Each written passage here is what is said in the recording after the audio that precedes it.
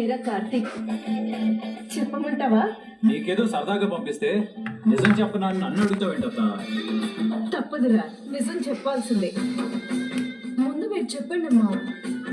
అత్త ప్లీజ్ చెప్పదు. బావా నువ్వు ఆగు. అమ్మా మీరు చెప్పండి. తాతయ్య మీరు చెప్పండి. సుమిత్ర, ఇక్కడ దాచడం కష్టం. ఆ నిజం చెప్పాను. తాత అరే, భార్య భర్తల మధ్య రహస్యాలు ఉండకూడదు. నువ్వు చెప్పమ్మా. సరే చెప్తాను. అసలు ఏం జరిగిందంటే, వద్దు. నువ్వు ఉండడానికి అడ్డుపడద్దు బాబు. నువ్వు చెప్పమ్మా. చెప్పమంటారా? చెప్పేస్తాను. చెప్పండమ్మా. కాంచనవర్ణకి ఆడపిల్లలంటే చాలా ఇష్టం. కొడుకు పుట్టాక కూతురు పుట్టలేదన్న బాధని కార్తీక్ ని ఆడపిల్లగా తయారు చేసి తీర్చుకునేది.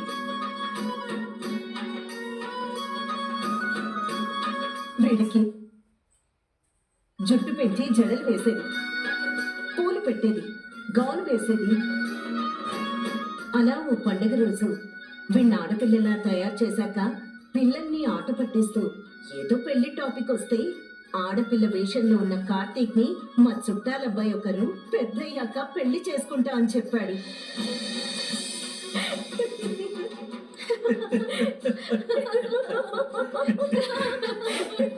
ఆడపిల్ల కాదురా, మగాడంటే వీణ్ణి బుగ్గ మీద ముద్దు కూడా పెట్టుకున్నాడు.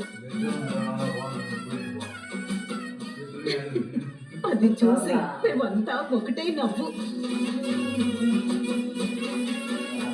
వీడు కోపంలో వాడి మూతి మీద కుద్దాడు. పాపం ఏడ్చుకుంటూ వాడు వెళ్ళిపోయాడు. ఈ విషయం వీళ్ళ స్కూల్లో ఎక్కడ తెలిసిపోతుందో అని ఈ ఊళ్ళో చదవను అన్నాడు. చివరికి వాళ్ళ మావయ్యే సర్ది చెప్పారు. చాలా పెద్ద కథే జరిగింది బావా. ఆ తర్వాత బావ జుట్టు వద్దని గుండు చేయించుకున్నాడంట. గుండెతో ఉన్న ఫోటో ఉందా బావా? ఉంది దీపా. రా చూపిస్తాను. రా రా రా.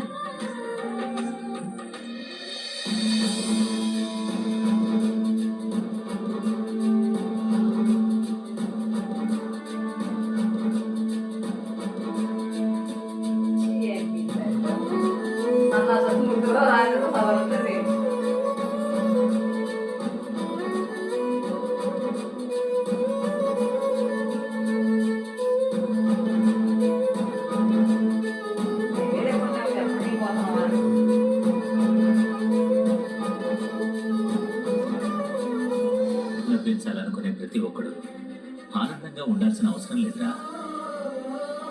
ఎంత బాధని లోపల పెట్టుకొని పైకి నవ్వుతున్నావో నాకు తెలుసు. థ్యాంక్స్ రా. నీ వల్లే సుమిత్ర నవ్వడం చూస్తున్నాను. నాన్న కాసేపు బాధ మర్చిపోవడం చూస్తున్నాను. థ్యాంక్స్ రా.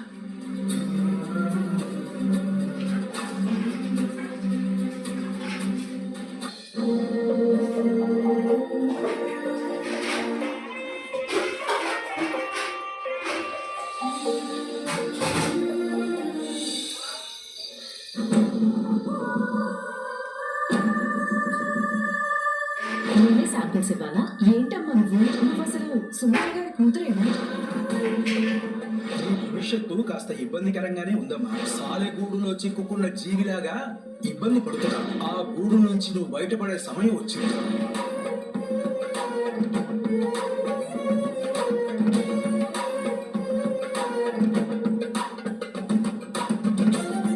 రాజమావి కనిపించట్లేదని పోలీస్ కంప్లైంట్ ఇస్తాను.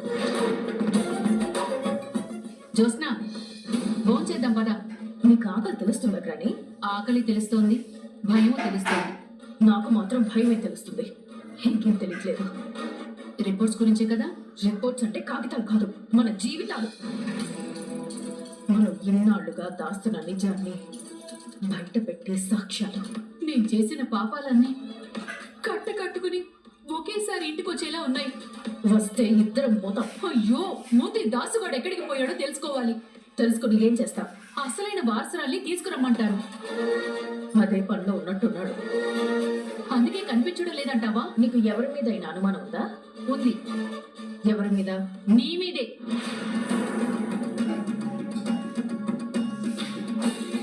నువ్వెందుకో నా దగ్గర కూడా నటిస్తున్నావు అనిపిస్తోంది. గ్రానీ, అయితే నిజంగానే నా కొడుకు గురించి నీకు తెలీదా? ఎన్నిసార్లు అడుగుతావు గ్రానీ? మనలో ఇలా కొట్టుకు చావలేదు. బావ నీకు అనుమానం వచ్చేలా ఆ తాయెత్తు గురించి చెప్పాడు.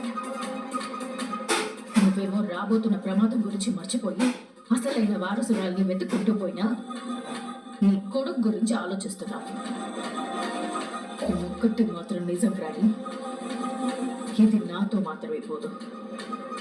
పిల్లల్ని మార్చినందుకు నిన్ను, నిజం తెలిసిన చెప్పనందుకు నీ కొడుకుని, ఎన్ని రోజులు నాటకాలు ఆడినందుకు నన్ను ఎవరిని వదిలిపెట్టరు. తాత కోపం గన్నులో బుల్లెట్ లాంటిది. అది తగిలితే ఇంట్లో నుంచైనా పోతాం, నీ భూమి మీద నుంచైనా పోతాం. ఇప్పుడు మనల్ని మనం కాపాడుకోవాల్సిన టైం వచ్చింది గ్రానీ. నాకైతే రిపోర్ట్స్ ఎప్పుడు వస్తాయో అని కాళ్ళు చేతులు వణుకుతున్నాయే. ఇది నేను కష్టపడి కట్టుకున్న కలల కోట. దీన్నంత తేలిగ్గా కూలిపోనివ్వను. కానీ ఏం చేయాలో అర్థం కావడం లేదు. ఈ వయసులో నాకు ఈ టెన్షన్స్ అవసరమా? నీకు పోయేది లేదు గ్రానీ. మహా అయితే కొడుకు దగ్గరికి పోతాం, కానీ నేను సర్వం కోల్పోతాను. రిపోర్ట్స్ గురించి ఎంత భయంగా ఉందో, దాన్ని అడ్డు పెట్టుకుని బావేం చేస్తాడో అని అంతే భయంగా ఉంది.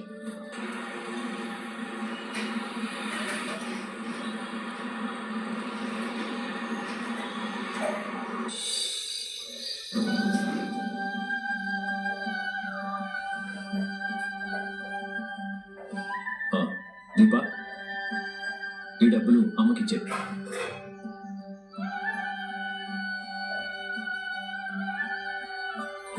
ఈ డబ్బులేంటి? రెంట్ డబ్బులు. ఎవరిచ్చారు? తాత? కాదు. మామయ్య గారా? కాదు. మరెవరిచ్చారు? ఎవరిస్తే ఏంటి దీపా? అప్పు చేశావా?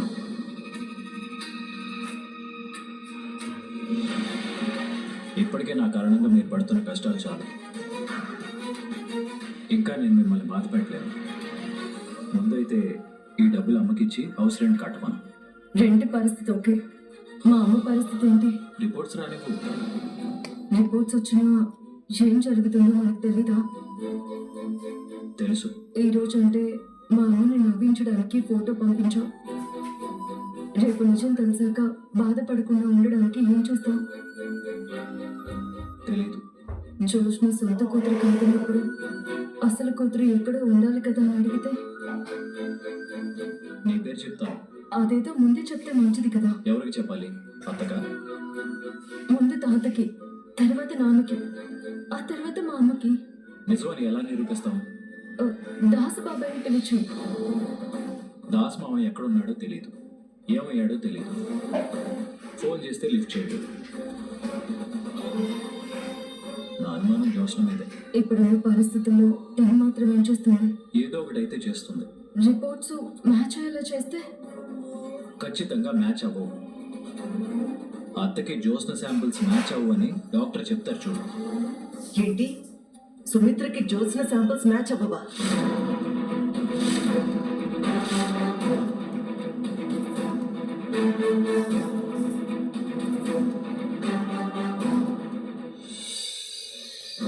ఆరోగ్యం గురించి ఆలోచించాలి కదా. ఇప్పటి వరకు టాబ్లెట్స్ వేసుకోలేదంటే ఏమనాలి? ఏమైందిరా? నువ్వు కూర్చోమ్మా.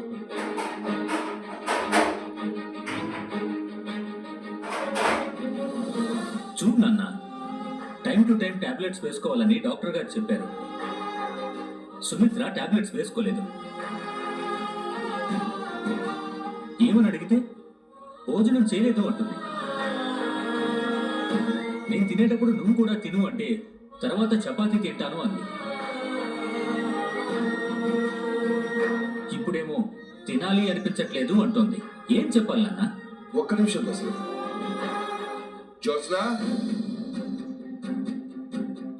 జ్యోత్స్న, ఏంటండి?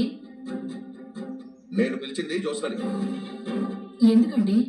ఇప్పుడు ఒక విషయం తెలిసింది, ఆ సంగతి ఏదో తేలుద్దామని. రిపోర్ట్స్ గురించి అయి ఉంటుంది. డాక్టర్ ఫోన్ చేసిందా ఏంటి? జ్యోత్స్న,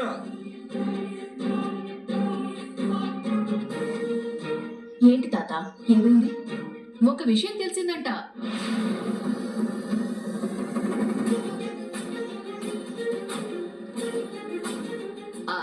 అది అడగడానికి పిలిచారు. ఏమండి, నేను వెళ్ళిపోవచ్చా? నువ్వు లేకపోతే ఏది తేలదు పారిజాతం. తేలదా? అవును, నువ్వు బొంగరానికి కట్టిన తాడు లాంటి దాని.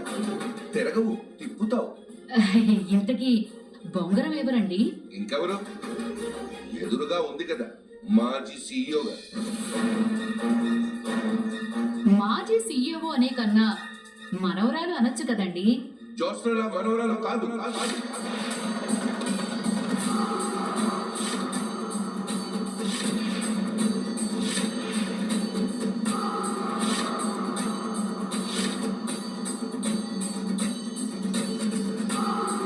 ఆ మాటకొస్తే సుమిత్ర కూతురు కూడా కానే కానే.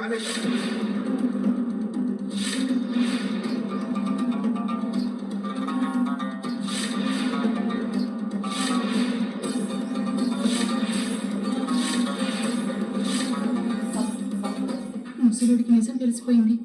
ఇది నాకు ఆఖరి రోజు. తాత, నేను ఏంటి నేను? నువ్వు ఇక్కడి నుంచి నన్ను తాత అని పిలవాల్సిన అవసరం కూడా లేదు. రిపోర్ట్స్ గురించి తెలిసి ఇలా మాట్లాడుతున్నారా, లేదా రిపోర్ట్స్ గురించి బాగా తెలుసుకుని వెళితే ఏదని చెప్పాడా? ముందు ఇదేం చేసిందో చెప్పండి.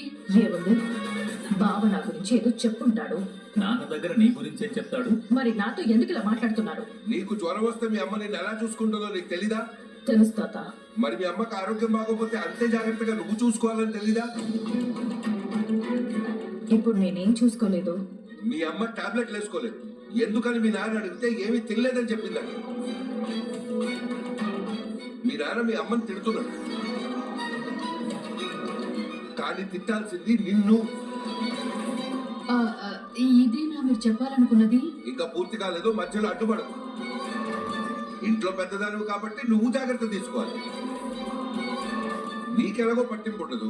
ఎంతసేపు ఎందుకు పనికిరాని ఆ వెధవ కాశీగాడి గురించే తప్ప ఇంట్లో ఆరోగ్యం బాగోలేని నీ కోడల గురించి ఆలోచించవా? వాడి తప్పు చేశాడని వాడి మధ్యలోకి తీసుకొస్తున్నారు. వాడు కాదు, తప్పు నేను చేశాను. వాడింట్లో అడుగు పెట్టబోతున్న మొదటి రోజే అడ్డుపడి ఉంటే నా పరువు తీసే అవకాశం వాడికి ఇచ్చేవాడిని కాదు.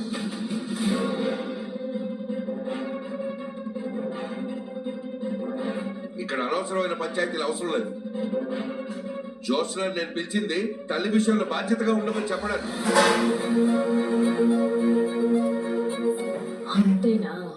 రిపోర్ట్స్ గురించి ఎక్కడ తెలిసిపోయిందో నేను భయపడ్డాను. ఈ ముసలుడు చిన్నదానికి మాటలతో ప్రాణాలు తీసేస్తుంటే రిపోర్ట్స్ వస్తే మా పరిస్థితి వైకుంఠమే. చూడు జ్యోత్స్న, ఈ రోజు నుంచి మీ అమ్మ బాధ్యత నీదే. తనకి దగ్గరుండి భోజనం పెట్టు, టాబ్లెట్లు ఇవ్వు, ఏం కావాలన్నా చూసుకో. నాకేం పర్లేదు మావయ్య గారు, దాని ఇబ్బంది పెట్టద్దు. కాస్త నీరసంగా ఉంది, నేను వెళ్ళి కాసేపు పడుకుంటాను. సుమిత్ర, ఏదో ఒకటి తీసుకుని పద. కళ్ళు తిరుగుతున్నట్టుగా ఉందండి. తింటే వికారంగా ఉంటుంది, మళ్ళీ వాంతులు అవుతాయి. నేను వెళ్ళి పడుకుంటాను. జ్యోత్స్న, నువ్వు వెళ్ళమ్మా. సుమిత్ర, పడుకుంటానండి.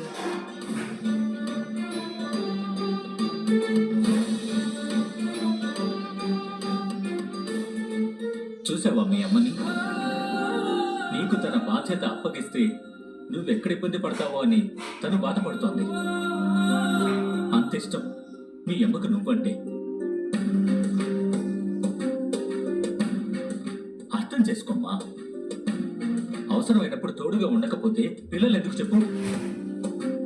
చిన్నప్పుడు మీ అమ్మ నీ చెయ్యి పట్టుకొని నీకు నడక నేర్పించింది. నీకు గుర్తుండకపోవచ్చు, జ్ఞాపకం లేదు కదా అని తల్లి చెయ్యి వదిలేకమ్మా. గండం గట్టెక్కే వరకు నీ తోడు నీ సహాయం తనకు అవసరం. నేను చూసుకుంటాను డాడీ. వద్దులేమ్మా, నువ్వు వెళ్ళు. పర్వాలేదు డాడీ. నేను అదే చెప్తున్నాను, నువ్వు వెళ్ళు. అలాగే డాడీ.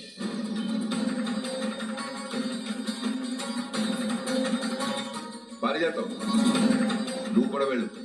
సుమిత్రకి ఏమైనా తినిపించి వెళ్తానండి. ఇప్పుడు వరకు తినిపించావుగా, అది అరగదు. తర్వాత తినిపిద్దుగా. ఏదో ఒక రకంగా నన్ను తిడితేనే గాని ఈ ముసలుడికి మనశ్శాంతిగా ఉండదు.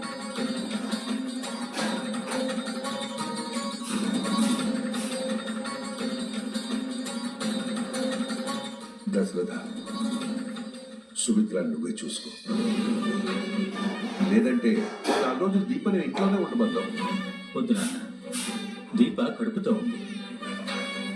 తనకి ఒకరు సేవలు చేయాలి కానీ తను మరొకరికి సేవలు చేయకూడదు. మరేం చేద్దాం? చెల్లికి ఫోన్ చేసి రమ్మన్నానన్న. కాంచన్నా? అవును, సుమిత్ర కాంచన మంచి ఫ్రెండ్స్ కూడా. ఉదయం ఒక్క ఫోటోతోనే కార్తీక్ అందరినీ నవ్వించాడు. సాయంకాలం వెలుగులాగా ఆ నవ్వులు కాసేపలా వెలిగి ఆరిపోయాయి. అదే చెల్లి ఇంటికొస్తే సందడిగా ఉంటుంది. సుమిత్ర కాంచన మాట్లాడుకోవడానికి బోల్డ్ మాటలు ఉంటాయి. చెల్లికోసారి ఫోన్ చేసి రమ్మని చెప్పు నాన్న.